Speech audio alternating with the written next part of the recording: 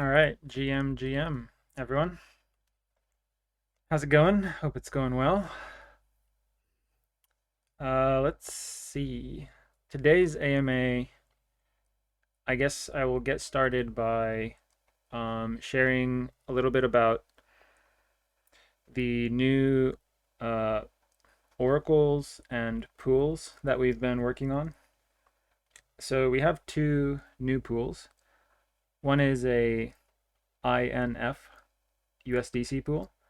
INF is the staking token for Sanctum, so it's staked Sol, and then a WIF Sol pool. So those are our two new pools, and we've worked on a bunch of new oracles.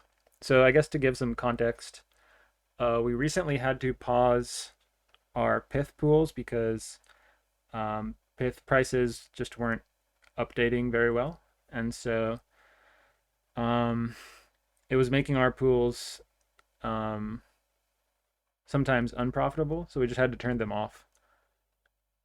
And yeah, so we've brought some of the oracles in house essentially. We've already had our own Sol oracle for quite a while now. So basically, we did a similar thing for a bunch of new assets. So far that's Inf, INF, WIF, Bonk, Ray, Jupe, and HNT. So yeah, you can see on our pools page that the pools that have been off for a while now have been turned back on, and they're generating volume again. And the INF USDC pool seems to be doing quite well, which is like fairly expected, I guess, given how our other Sol staking pools tend to do well. It's already the largest INF USDC pool by volume on Solana, so that's cool. Yeah, so that's some of what we've been cooking up on the Lifinity side. And of course, we've been working on stuff for Sandglass as well. I saw some questions regarding that earlier, so I think I'll get to that later once I answer those questions. All right, let me just check something. Someone typed something. Okay. Let's see. Inf not yet on the pool page. Yeah, it's still not on the pool page because technically it's still in testing. You might have noticed that like every time we create a new pool, it remains in testing for uh, a decently long time, and that's just because we need um, like enough data to be confident that things are working well. Like things can work well for a short amount of time, and that could be due just to luck. And so we need enough data to be sure that like it's working, not because of luck, but because it actually um, is a good strategy essentially. Just as you could flip a coin, get four heads in a row, and think, "Oh my God, this is a magic coin," and bet large sums of money on getting heads, but that would obviously be a bad idea. Anyways, so I'm gonna get to the questions now. Let's see. First question we have is from Crip Tom. They ask, have we finally reached the amount of liquidity in the Lifinity USDC pool to get the slippage when a buy-sell order occurs or not yet? I don't really remember exactly what was wanted with the liquidity. If you don't mind, quickly re-explaining it, giving docs about it. Thanks. Yeah, so uh, in the AMA questions channel in the Lifinity Discord, I've posted a few images related to this. So the original goal was to get liquidity to the point where swapping 0.01% of Lifinity's circulating supply would result in a price impact of 0.5% or less. And with today's liquidity addition, or not today's, from 3 days ago when we distributed revenue, which is also when we add the liquidity. Yeah, since that day, price impact is now at exactly 0.5%. So we reached that goal that we originally stipulated, which is great. Let's see. Just reading your question again. Yeah, so that's one thing.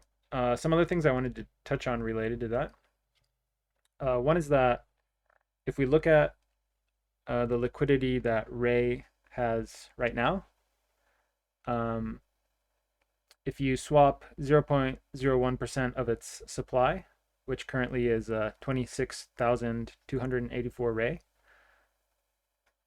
Jupiter shows that it results in a price impact of 0.3671%.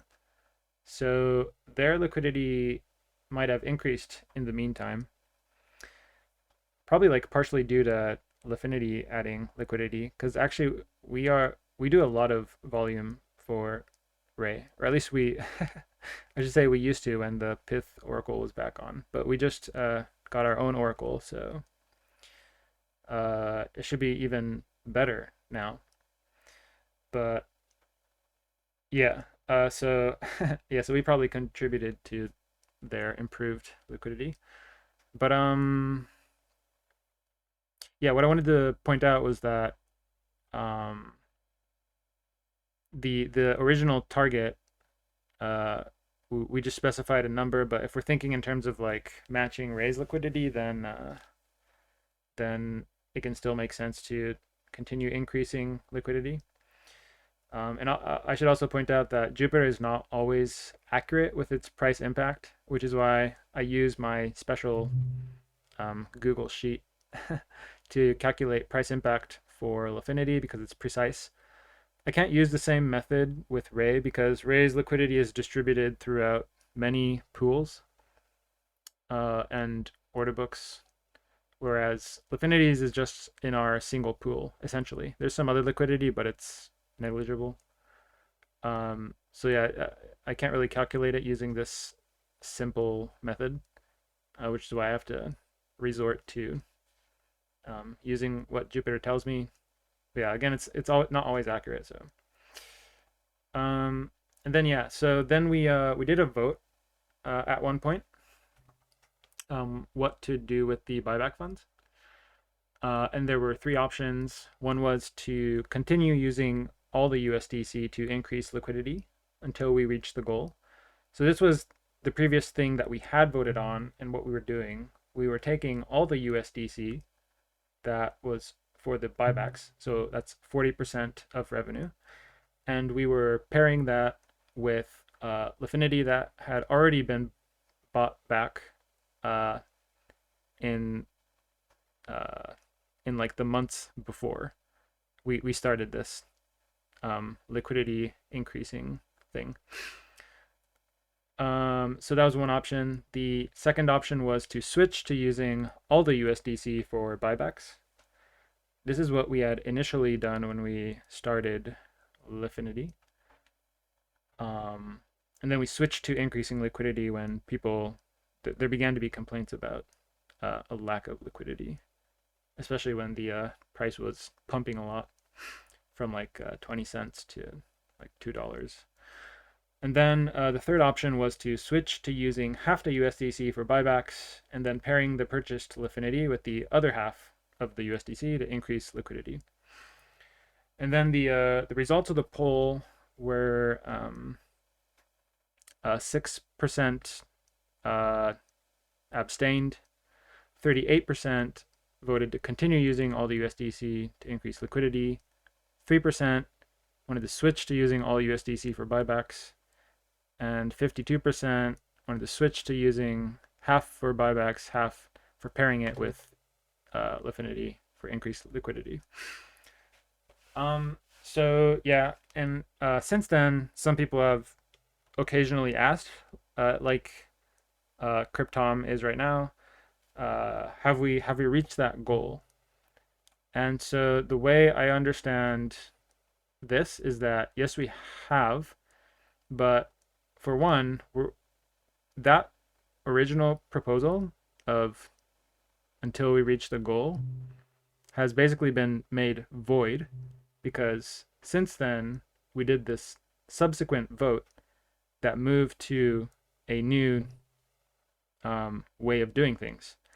And the thing that was voted on was to switch to using half the USDC for buybacks and then pairing the other half with the USDC for liquidity. And this one had no stipulation about stopping once we reach a certain goal. And I feel like even if there were, like looking at the voting results from that one vote we did, only a mere 3% voted to switch to using all the USDC for buybacks. So I don't think it would make much sense for us to now switch to doing buybacks just because we reached this goal we set. I'm not sure how long ago, maybe like a year ago or something. And because like it's not as if like having more liquidity is bad. I know some people dislike it, perhaps because it prevents price from going up as easily, just as it prevents price from going down as easily.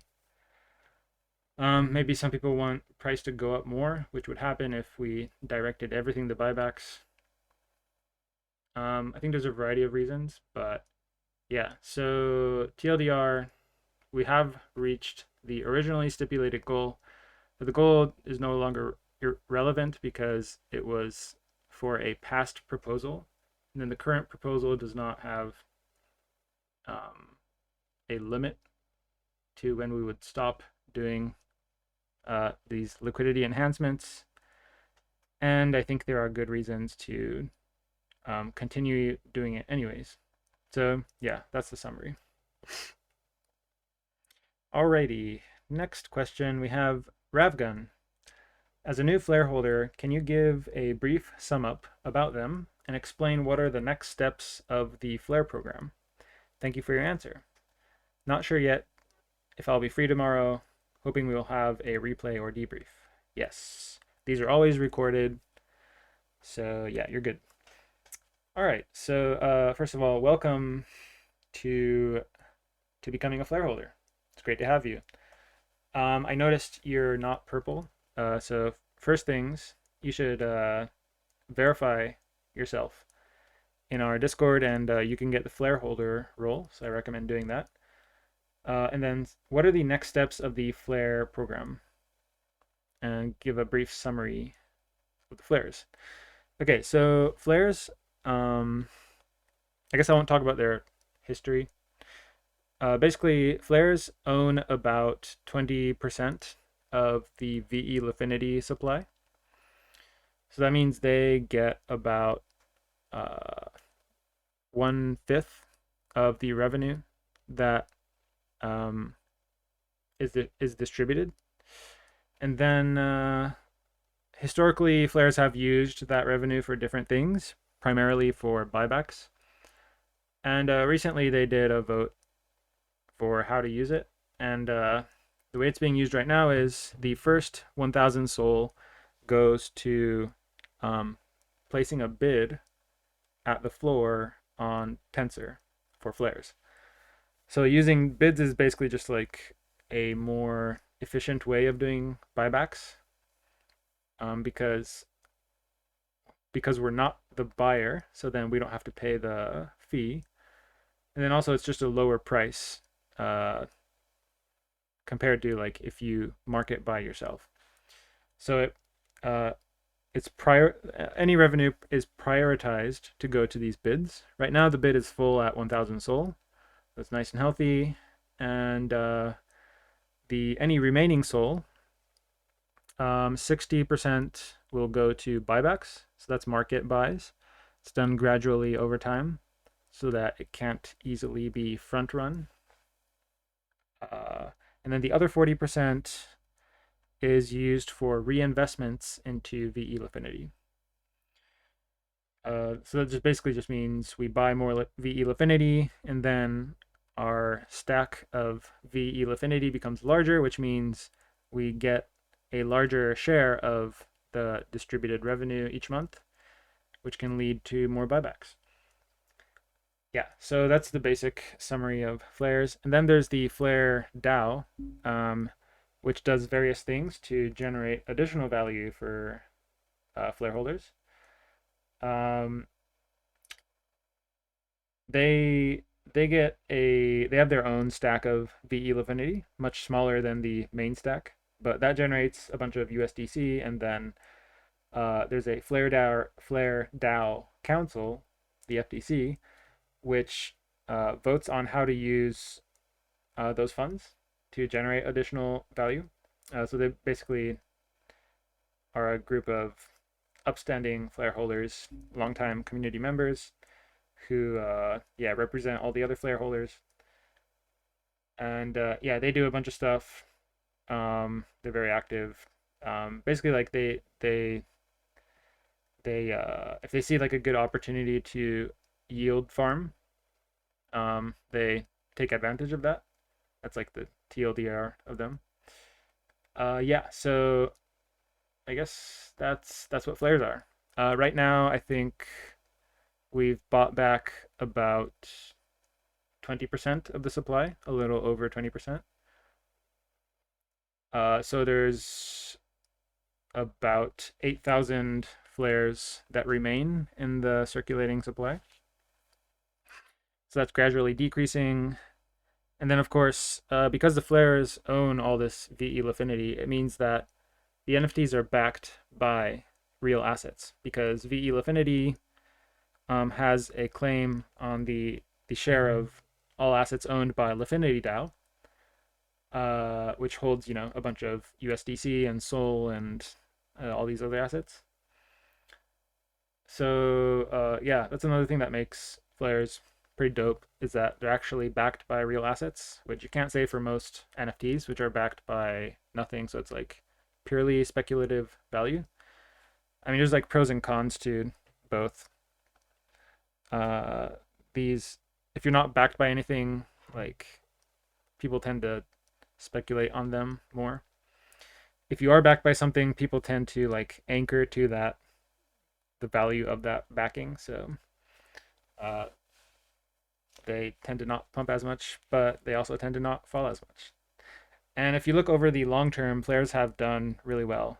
Like if you look at the top NFTs, like various names enter what is considered the top from time to time, but then most of them, gradually just fade away. Because like I said earlier, like it's more hype based, it's more speculation based. But whereas flares, it's like based on actual value and generating like real revenue. So it's a longer term game, I think, but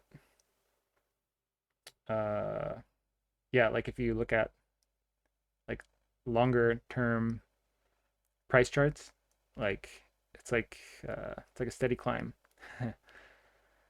Anyways, I think I've yapped on enough about flares. Hope that helps you. And once again, welcome. All right, time for my sip.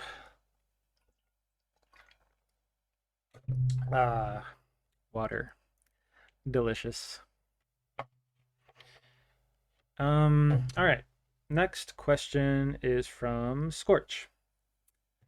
Says, I notice you said you've created a new INF oracle / pool. Are there certain requirements to do this rather than use Pyth? How intensive is the workload for a new oracle? Okay, so with INF, it was kind of tricky. So Marinade, Jito, and Soulblaze all have a quote unquote price oracle. They have like they have a thing on chain that tells you how much each MSOL is worth in Sol, or how much Jito Sol is worth in Sol, or BSOL in Sol. Uh, Sanctum does not have this, so we basically had to like create our own thing. So that was like figuring that out and building it was some extra work. It's like particular to INF. Um, for other Pyth oracles, so let's see, like some of them I mentioned, like WIF, Bonk, Ray, Jupe, HNT. For those, they're not, they're very different from LSTs. We don't get their quote unquote true price from any on-chain source. For them, it's all about the centralized exchange price. And so it's like more similar to how we created our Sol Oracle. So basically, we have to aggregate from different centralized exchanges and figure out like how to weigh the value, like the prices on each exchange, which is basically like a problem of figuring out like where is price discovery happening and how much. Um, so and then yeah, I mean that's kind of a, how do you say it? It's an empirical process, so it kind of takes time and definitely takes a bunch of testing to make sure it's working well, and can require adjustments over time. Um, but yeah, I hope that answers that part of the question. There's a second part to your question. You say, is the longer term plan to do this more often and effectively, and effectively not rely on Pyth for any price feeds? Um, so with regards to Pyth, I think we mentioned earlier. I forgot if it was in an announcement or if it was like just in a chat. But Pyth has formally decided to shut down their push oracles, which is the oracles that we've been using until now. That's where Pyth will just push the price on chain every slot, or at least try to. And that's the thing that they were having trouble with recently. They couldn't publish every slot very well, and maybe that's partially why they've switched to this pull model. So in this model instead, whenever an application like ours wants to use the Oracle price, we instead send a request. So we're like pulling the price from Pyth. And this is better for Pyth. I mean, it's easier for them for sure because they don't have to publish anything. They don't have to push anything. And instead, like it's the app's responsibility to bring those price updates on chain. But the downside for us is that introduces additional latency to the price updates so that they're not as useful for us. But that is our only option now. I think it's it's a month later ish when Pyth will formally shut it down. But yeah, so we need to move to this pull model. I think if we have a choice between using our own Oracle and using Pyth's Oracle via the pull model, there are some trade-offs. For larger assets like Sol, actually, I should explain the trade-offs. So if we're doing the Oracle ourselves, that probably results in a higher quality price data. And I think the reason for that is because we're tailoring it specifically for our use case of trading. Whereas the data publishers for Pyth, that's not what's on their mind. Like they have no incentive to optimize for that. And I think most of the apps that use Pyth do not require this like very low latency data. So for example, like a lending protocol, when they want to do a liquidation, that's like very infrequent, right? Like most borrow positions never get liquidated. And like there's a few points in time where the liquidations tend to cluster when price moves a lot in one direction. But otherwise, like it tends to be quite rare, and it also doesn't need to be uber precise. It's just like a threshold for saying, hey, if you go past this point, then you can liquidate. And there's usually like, you know, a pretty large buffer between that threshold and the point of bad debt. It's like a 5% buffer, which is like huge. So like the precision is like not super important for other applications, whereas it is for us. So that's like one advantage of using our own oracles. But the downside of that is that we have to pay the fees for publishing that data on chain. So if we're using Pyth's price feeds, then they're the ones doing the publishing, so they don't need to do that. But if we're publishing the price feeds, we have to publish it on chain. That means we have to um, uh, like make transactions on Solana, and we have to set priority fees for those because we really care about landing them on chain in a timely manner. But we're like, Solana can get quite congested, so priority fees matter. And when we're doing that every 400 milliseconds, like even though Solana fees are cheap, when you do it that frequently, the cost can become meaningful. And so, uh, if at all possible, we don't want to have to use that. But like that's the summary of the trade-off is like the cost of publishing ourselves versus um, the accuracy of the price feed. So I think it'll be on a case-by-case basis, figuring out like which is better. But yeah, we do want to move to the pool model because once we do move to the pool model, um, which by the way is like a non-trivial process, we need to make changes to our code, and then we also need to have Jupyter integrate those changes. So it takes work on their side as well. So it kind of like sucks that this has to be done, but it has to be done. And then also because on other chains, there ever only was the pool model. Pyth only ever had the pool model. They only did the push model on Solana. And so if we want to launch on other chains, we're going to need to integrate the pool model into Lifinity anyways. So yeah, it needs to be done regardless. But yeah, on Solana, which we use will, yeah, like I said, be on a case-by-case basis. Phew. All right.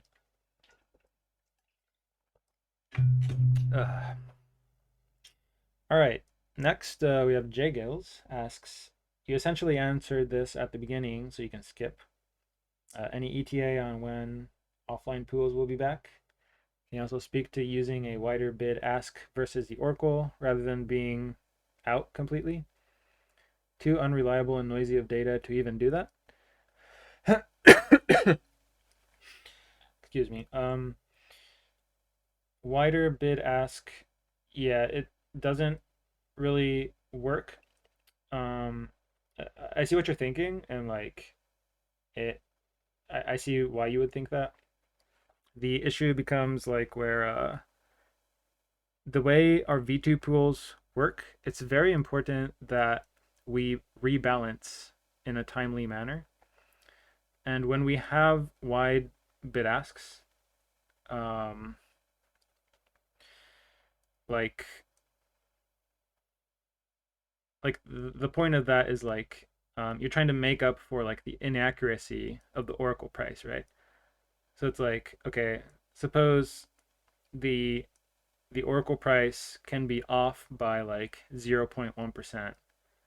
Then you might think, oh, so then what if we just widen our bids and asks to like accommodate that room for error that the Oracle has, then you shouldn't have to worry about it. But it's not that simple because that can be true for a single trade, but as soon as that single trade goes through, now we have what's the term? Inventory risk. So we're like holding more or less of one asset than we want to be holding. And that's why the rebalancing is important, that we do it really fast, because then we get back to that optimal balance that we're always trying to return to. But that becomes harder to do when our bids and asks are wider apart. So yeah, so basically you can't think of it in terms of like single trades, but it has to be like pairs of trades that actually bring you back to equilibrium, the pool balance that you're always seeking to return to. Yeah, sorry, I don't know. Maybe I had already answered that, like you said, but I didn't remember talking about that, so I just decided to answer anyways. All right, your next question is, okay, I'll ask regarding Sandglass. What is the status of getting tokens that aren't LSTs set up? What goes into getting something like JLP set up or Camino USDC deposit token? Yeah, so um, these are two that we're working on actually, so I can give a little bit of insight into them. So starting with Camino, um, Camino, so they have their deposit receipt tokens are called C tokens. So if you deposit USDC into Camino's main market, the asset you get is called CUSDC. However, when you normally deposit, you don't get any asset in your wallet. This CUSDC functionality is only available via their API. So like you need to be able to like implement it into your program to be able to get this CUSDC asset. So yeah, we were figuring that out, and it's kind of different from like the LSTs, where with the LSTs you deposit the LST directly, right? It's like you want to use the MSOL pool, you deposit MSOL. Whereas with Camino, instead you deposit USDC into us directly, and then we deposit that into Camino because that's the only way we can get CUSDC. So like yeah, we had to like figure out details like that. And like that's the gist of it, is like every asset has like unique things that we need to figure out. Like another one is we talked about earlier, the INF Oracle. Like Sanctum doesn't provide an API for like how much SOL each INF is worth, so we had to like develop that ourselves. And then let's see, JLP. I'm kind of blanking on what the issues we were facing with that were.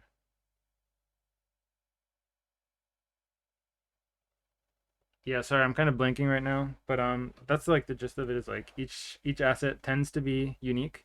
Some are very similar, like Jito Sol and B Sol have the exact same way that they tell you how much SOL each of their LST is worth, because they both use like the I don't know what it's called, like the native stake pool program or something.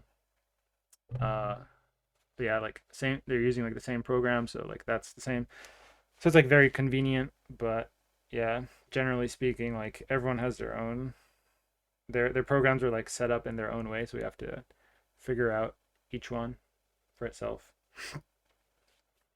And then I guess another thing is like if the program has points or airdrops, so like BSOL had airdrops of BLZE tokens, and Camino has points, we need to get the partner protocols to actually implement that, right?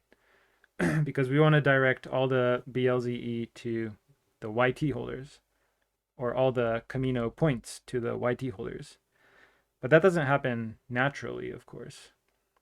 Um, like for example, Camino, or like any program with points, is set up so that, like, if you hold whatever token, then the points go to you. Like there is no like it goes to YT, and everyone who has PT, their points go to the YT holders. Like we need to have them implement that, which takes work on their end. Um, and yeah, like we need to explain how to figure out how they can easily like see, or like determine like who are the YT holders. Um, so there's like a lot of back and forth there. And then, like I think this will be a rare case, but in some cases, the protocol may show some resistance to the idea of directing points to YT tokens. So, like, we've talked with Sanctum a bunch. I think they're quite busy with their season one, and they just don't have the bandwidth, which is fine, of course. But they expressed some skepticism about whether it's a good idea to allow points to be directed to just YT. I think this is really non-controversial and like universally agreed upon. I've never heard of any protocol think it's a bad thing, um, to have to allow users to like uh, buy more points if they're bullish on them, or sell points if they're bearish on them. I think it's only ever been a good thing, and like basically anyone will agree with that. But yeah, so like I'm not sure what will happen with Syncthem. I think they generally think they also probably think it's a good idea and just being careful. But I haven't gotten like a definite yes from them either, so I can't say for sure like it's gonna happen. But like from my perspective, it's like incredibly obvious that this is what people want, right? Like they want to be able to buy and sell INF points. Why? Just because people are degens and this is what they do.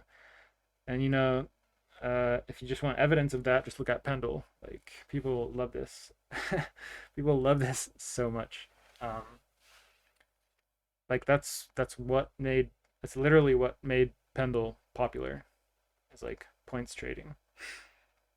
Anyways, so yeah, so that's another thing. Like, it's only possible if the partner protocol actually agrees to integrate and direct, like change the way that they direct points so that it only goes to YT.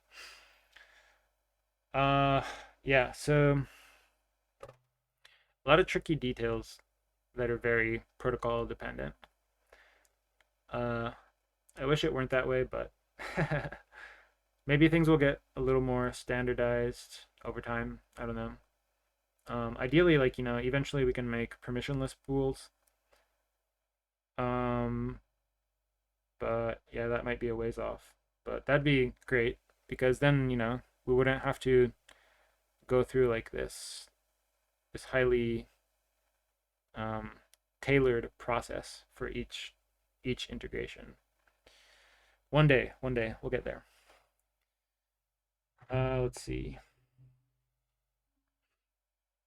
Yeah, okay. Next question from Scorch. Says this new INF pool seems to have landed at a convenient time, as talk about an INF vault at Sandglass is in demand.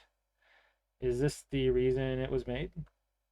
Uh, Not really. Yeah, it's not the reason it was made. Simply because like INF has a lot of volume now, trading volume, and we know that our LST pools are great, and so we had good reason to believe that INF would work well.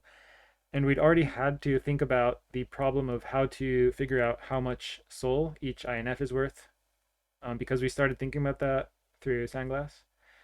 And so we already like figured that out. So it's like, oh, we can use that for doing a INF USDC pool. So yeah, it was just I should have specified Oracle, not pool. Yeah. So yeah, creating the Oracle is definitely useful. Useful for both Lifinity and eventually, hopefully, for Sandglass as well. Uh, Please call your local Sanctum representative. Let them know that you want the INF vault. You want your points to go to YT. Make it happen. Okay, next question from Meta H. Can you talk about the current priorities of the team when it comes to Lifinity versus Sandglass? Sure. I don't know. I think it's like it's not it's not I think it's messy. It's not like super clear, or it's not easy to lay out in like a linear fashion. Like item number one, priority number one, this, priority number two, that. Uh, like I think as our community is pretty familiar, ultimately we try to maximize revenue. Um, and the tricky part is that Lifinity is profitable. Sandglass is at this point still not profitable. Um, and another thing is that there are known competitors that have not launched yet, who may launch. Not that I know anything. And that includes like Pendle, who has at some points talked about launching on Solana. I don't know if that will actually happen or not again. But so there is like a sense of urgency for Sandglass that Lifinity doesn't have. Um, so that's something we think about as well. Um, I I'm not really sure like how else to talk about it. Like those are some of the considerations. Um,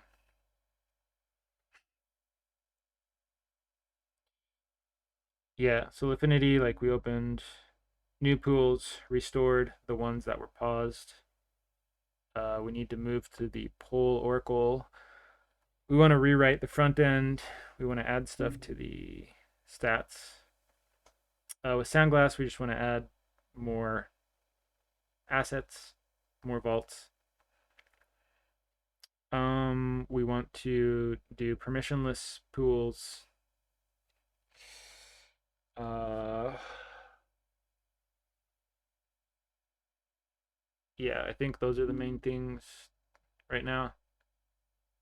I hope that gives some insight. But yeah, hard to lay out priorities precisely. Okay, Jay Gills asks, is there any insight you can share into how Sandglass will benefit VE Lifinity holders? Um, Nothing concrete I can share right now. Um, and also, it's not as if everything has been determined behind the scenes.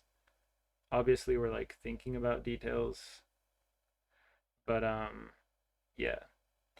But like I've always said, um, Sandglass was built with funding from the VE IDO and ongoing revenue from Lifinity's DEX. So take that as you will. Things will be revealed in good time. Uh, like right now, our focus is on um, Sandglass gaining adoption, like building a good product that people love to use. Because if we don't have that, we don't have anything. So yeah, we're still focused on that for now. Snow says, I saw you hired one or two people for Sandglass. Is it going well? I guess it will give some time for the team to do Lifinity things while the new team members can work on new pools on Sandglass. Yeah, so actually, we hired two people who are still on a trial basis. So we're seeing how things will go. Um,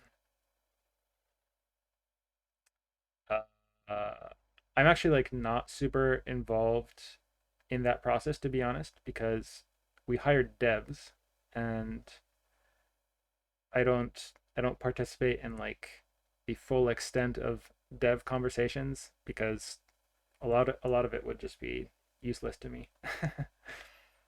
But I think it's going all right. And actually, one of them was for Sandglass, and another was for Lifinity. So um, yeah, it's not like both were for Sandglass per se. But yeah, it's going all right now. I think when you hire new people, there's always like a period of time where it kind of slows you down rather than speeds you up because you have to integrate new people. You have to um, educate them about your platform and get them integrated into the workflow. So there is some of that, and there may still be some of that, but yeah, go a bit slower for a short time so that you can go faster for a longer time. That's the goal. So and yeah, I think this is definitely like the right time to speed up. Uh, yeah, given all that we're doing. So yeah, I think it's going good.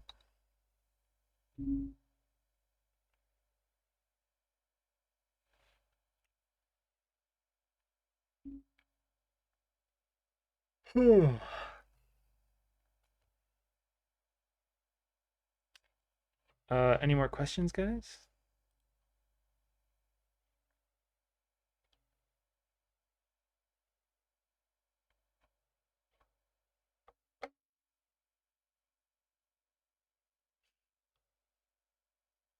So we got some people on Twitter as well. Um, uh, if you guys have questions, I could bring you on stage.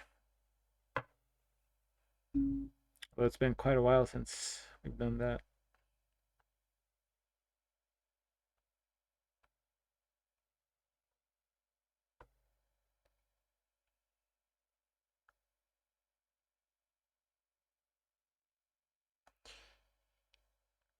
All right, well, uh,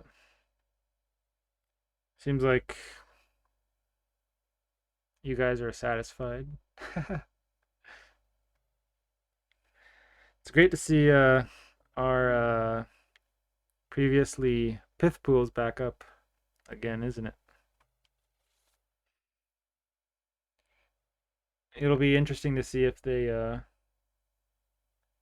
become a larger percent of our revenue than they previously were. I don't know if they will, but they might. We'll see. All right, cool, guys. Appreciate all the hard hitting questions, as always. See you guys in the chat. Peace out.